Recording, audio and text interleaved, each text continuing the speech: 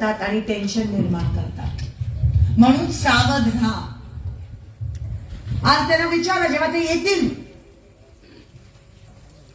आणि प्रचाराचं भाषण दुसऱ्या दिशेने घेऊन जातील, तेव्हा त्यांना विचारा, त्यांची बोलती बंद होईल. तुम्ही त्यांना एकच प्रश्न विचारा की मागच्या 10 वर्षात तुम्ही निवडून दिलेल्या भाजपच्या खासदारांनी सोलापूर लोकसभेसाठी काय काम केलं.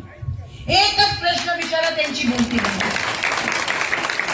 का आम्हाला पाणी दिलं, का आम्हाला रस्ते दिले, का महागाई कमी केली. चुंगी गावात 2 तरी युवकांना नोकरी मिळाली तर सांगा.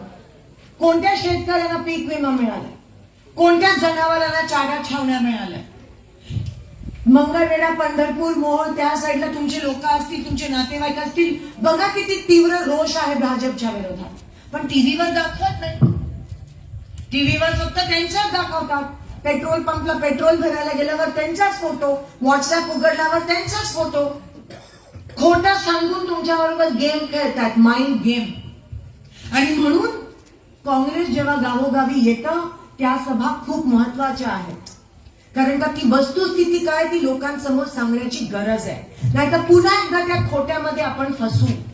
जसे एवढे वर्ष फसला, 10 वर्ष फसला, अजून किती आपल्याला वेड्यात काढतील ही लोक. आणि इलेक्शनच्या तोंडावर वाढलेला पेट्रोलचा भाव 2 रुपयांनी फक्त कमी केला. म्हणजे काय आपल्याला भीक देतात का काय?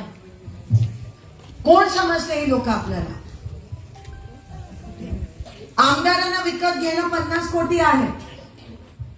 अरविंद केजरीवालला रातोरात अटक करतात. जर तुम्हाला एवढा कॉन्फिडन्स आहे, जर तुम्हाला एवढा आत्मविश्वास आहे की तुमचे 400 पार होणार आहे, मग एवढी भीती काय तुम्हाला? कशाला काँग्रेस पक्षाचे खाती सील करता? कशाला अरविंद केजरीवालला जेलमध्ये टाकता? आहे ना एवढा आत्मविश्वास? कारण का रिपोर्ट त्यांच्याकडे आहे की 400 सोडा, मुश्किलनी 100च्या पुढे पण जाणार नाही. पूर्ण देशभरात रोष आहे. आज त्या पंजाब आणि हरियाणाच्या शेतकऱ्यांचा पण रोष तुम्हाला टीव्हीवर दाखवत नाही. पूर्ण देशभरात शेतकऱ्यांचा रोष आहे भाजपच्या विरोधात. कारण का काहीच केलं नाही. सोलापूरला 2 खासदार भाजपचे, 2 म्हणजे आता युवकांसाठी मी सांगते की मागच्या 10 वर्षातले 2. तसं बघितलं तर भाजपचे 5 खासदार होऊन गेले सोलापूरला. 5 वेगळे वेगळे खासदार. म्हणजे किती? 5 गुणिले 5 25 वर्ष. ह्या 25 वर्षात काय केलंय त्या खासदारांनी आपल्या सोलापूरसाठी? जेवढं काम शिंदे साहेबांनी 5 वर्षात केलं, तेवढं काम मी 25 वर्षात काहीच केलं नाही. तुम्ही आठवा. शिंदे साहेबांनी उजनीची पाईपलाईन आणली, विद्यापीठ आणली, रस्ते आणले, एनटीपीसी आणलं. तुम्ही एक तरी भाजपच्या खासदाराचं नाव मला सांगा ज्यांनी काम केलंय, ज्यांनी एवढं मोठं काम केलंय. कोणी पाणी आणायचं काम केलंय का? कोणी रस्ते केलेत का? ते बिचाऱ्या महिलांचं डूल पण आता बंद केलं मोदी सरकारने. 1,500 रुपये डूल मिळायचं आता मुश्किलने 200 रुपये पण येत नाही. उरलेले सगळे त्या भाजपच्या एजंटच्या खिशात जातात. सगळं तेच आहे. समोरून ती उज्ज्वला योजना म्हणतात, काहीतरी सिलेंडर देण्याची, आणि मागून तुमचं पिवळं कार्ड बंद होतं. धान्य मिळत नाही, मग काय शिजवाल त्या सिलेंडरवर, त्या गॅसवर? असंच आहे. हाथी के दात दिखाने के एक आणि खाने के एक. पण आता तुम्ही फसू नका. मी हात जोडून विनंती करते. जसं मी म्हणाली, हे निवडणुकीपुरती नाहीये. सोलापूर आज 20 वर्ष मागे गेलंय. आपलं देश 50 वर्ष मागे गेलाय ह्यांच्या विचारसरणीमुळे. ही जी विचारसरणी आहे ना त्यांची, फक्त धर्म जातपातीची विचारसरणी आहे. ती आपल्या देशाला कीड लावली आहे. आपल्या देशाला भारतीय जनता पक्षाने धर्माची आणि जातीची कीड लावली आणि धर्म जात करून लोकांमध्ये तेज निर्माण करतात. आधी आपण नव्हतो असे. सर्व धर्म समभावावर मतदान करायचे. मी मतदानाच्या वेळेसच बोलते, निवडणुकीच्या वेळेसच बोलते. तुम्ही नेहमी कामाला महत्व दिलाय आणि जेव्हा जेव्हा तुम्ही कामाला महत्व दिलाय तेव्हा सोलापूरचा विकास झालाय. पण ज्या वेळेस आपला देश ते प्रवृत्त करतायत, जे काम करत नाहीत ते प्रवृत्त करतायत सर्व धर्म समभावच्या विचारसरणीच्या लोकांना मुद्दामून धर्मावर मतदान करायला ते प्रवृत्त करतायत. आणि ज्या दिवशी तसं आपल्या देशात व्हायला लागेल त्या दिवशी लोकशाहीला खतरा निर्माण होतो. आणि म्हणून मी तुम्हाला सांगते, जागे व्हा. हे फक्त गाजर दाखवतायत. हे इलेक्शन दुसरीकडे घेऊन जाण्याचा प्रयत्न करतात. आपल्याला लढायचं आहे यांच्या विरोधात आणि जमेची बाजू आहे तुमची, कारण का तुमच्यावर एवढा मोठा अन्याय भाजपने केला. आणि जर माझ्या लोकांवर, माझ्या सोलापूरच्या लोकांवर एवढे वर्ष आपण वाट पाहिली, जर तुमच्यावर अन्याय होत असेल, जर तुम्हाला त्रास होत असेल, तर काँग्रेसची लोक आम्ही गप्प नाही बसणार. आम्ही येणार तुमच्या सोबत, तुमच्या सोबत ही लढाई लढणार. तुमच्यावर जर अन्याय होत असेल तर त्याच्या विरोधात आम्ही बोलणार. मी एकमेव विधानसभेत भाजप लोकसभेत विधानसभेमध्ये बोलत असते भाजपच्या विरोधात. आणि परवा तर आम्ही मंगळवेढा दौरा केला 35 गावाचा, तर विरोधी पक्षाचा एवढा दबाव आम्ही आणला की 20 वर्षापासून प्रलंबित उपसा सिंचन योजना त्यांनी कागदावरच पण मंजूर केली.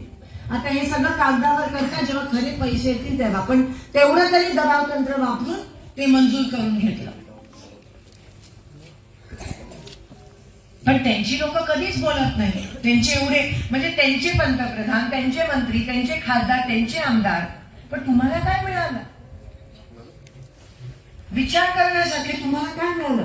आणि परत जर आपण त्या वेळात अडकलो तर मग आपणच आपल्या पायावर कुऱ्हाड मारून घेण्याची परिस्थिती निर्माण होईल. आणि म्हणून तुमची बहीण, तुमची लेक ही लढाई लढते. मला फक्त तुमचा साथ हवा. मी काम करते, काम करणं हा माझा धर्म आहे. मी राजकारणात धर्म जातपात मानत नाही. मी काम करते. माझ्या मतदारसंघाने मला 3दा फक्त कामावर निवडून दिलं. त्यांनी मला सांगितलं, त्यांनी मला विश्वास दिला की लोकशाही अजून जिवंत आहे, कारण का त्यांनी कामाला मतदान केलं. माझ्या विरोधात खूप लोक उभी राहिली, जातीचं पातीचं कॅल्क्युलेशन करून मत डिवाइड करण्याचा प्रयत्न केला, पण जनतेने दाखवलं की कामाला महत्व आहे. आणि त्यांनी मला सांगितलं की लोकशाहीमध्ये विश्वास ठेव, लोकशाही अजून या देशातून संपली नाहीये. आणि तुम्ही ह्या वेळेस तेच करून दाखवलं पाहिजे. जे तुमचा वापर करतायत, तुमचा वापर करतायत ही लोक, हे लक्षात आणणं महत्वाचं आहे. तुमची दिशाभूल करण्याचा प्रयत्न करतायत. म्हणजे एकीकडे शेतकरी उपाशी मरतोय बिचारा, दुसरीकडे त्या विधवा महिलेला डूल नाहीये, युवकाला नोकरी नाहीये, आणि तुम्हाला ह्या सगळ्या गोष्टी कशा सुचतात हो? मग बरोबर आहे का नाही? पटतंय का नाही तुम्हाला? म्हणून किती ह्यांची प्रवृत्ती आणि यांची मानसिकता किती हानिकारक आहे आपल्या देशासाठी, आपल्या गावासाठी तुम्ही विचार करू शकता. पण जोपर्यंत काँग्रेस जिवंत आहे तोपर्यंत तुमचा आवाज आहे, तोपर्यंत आम्ही तुमचा आवाज दाबू देणार नाही. जोपर्यंत काँग्रेस जिवंत आहे तोपर्यंत आम्ही शेतकऱ्यांसोबत आहोत. जोपर्यंत काँग्रेस आहे तोपर्यंत आम्ही माझ्या मायमाऊली सोबत आहोत. जोपर्यंत काँग्रेस जिवंत आहे आम्ही आरक्षणासाठी लढणार म्हणजे लढणार. जोपर्यंत काँग्रेस जिवंत आहे तोपर्यंत या शेतकऱ्यासोबत, या कामगारांसोबत आम्ही खांद्याला खांदा लावून लढणार. काँग्रेस जिवंत आहे, काँग्रेस अभी जिंदा है, आणि आम्ही तुमच्या सोबत आहोत. मी लढणार, तुम्ही त्याची काळजी करू नका. एकदा फक्त आशीर्वाद द्या आणि बाकी मग ते टेन्शन माझं, मग तुम्ही निवांत राहा. आणि मी ईडीबीडीला घाबरत नाही. माझ्याकडे बँक नाही, संस्था नाही, काय नाही. मी ईडीबीडीला घाबरत. जर तुमच्यावर अन्याय होत असेल आणि जर तुमच्यावर भाजप अन्याय करत असेल तर मी बोलणार म्हणजे बोलणार. मी नाही घाबरत. मग आणि मी राजकारणात टक्केवारीसाठी आणि सत्तेसाठी आली नाही, म्हणून माझा त्रास तुम्हाला कधीच होणार नाही त्याची पण काळजी करू. मी काम करीन, तुम्ही नाही म्हणाला तरी मी चुंगी गावाचं काम करीन, त्याची काळजी करू नका. आणि एक संधी द्या, येणाऱ्या 7 तारखेला, 7 मेला, अजून 1 महिना आहे आपल्याला लढायचं. येणाऱ्या 7 तारखेला तुम्ही मला साथ द्याल अशी आशा मी बाळगते. तुमच्या या लेकीला तुम्ही आशीर्वाद द्याल, तुमच्यासाठी लढण्यासाठी, तुमचं काम करण्यासाठी, एवढीच मी तुमच्याकडून आशा बाळगते. आणि अजून काय मी तुमच्याकडून मी काही मागणार नाही, कारण का फक्त आशीर्वाद ह्या क्षणाला माझ्यासाठी महत्वाचा आहे. बाकी तुम्हाला द्यायची वेळ आली आहे. ज्या लोकांनी तुमचा विश्वासघात केलाय त्यांना त्यांची जागा दाखवण्याची वेळ आली आहे. एवढंच मी सांगू शकते. बदला घेण्याची वेळ आली आहे, कारण का अजून किती तुम्ही सहन करणार. सहनशक्तीला पण काही मर्यादा असते, पण आता ती संपते आणि आम्ही तुमच्या सोबत आहोत एवढंच वचन एक बहीण या नात्याने मी तुम्हाला देते आणि आपली रजा घेते. धन्यवाद. जय हिंद, जय महाराष्ट्र.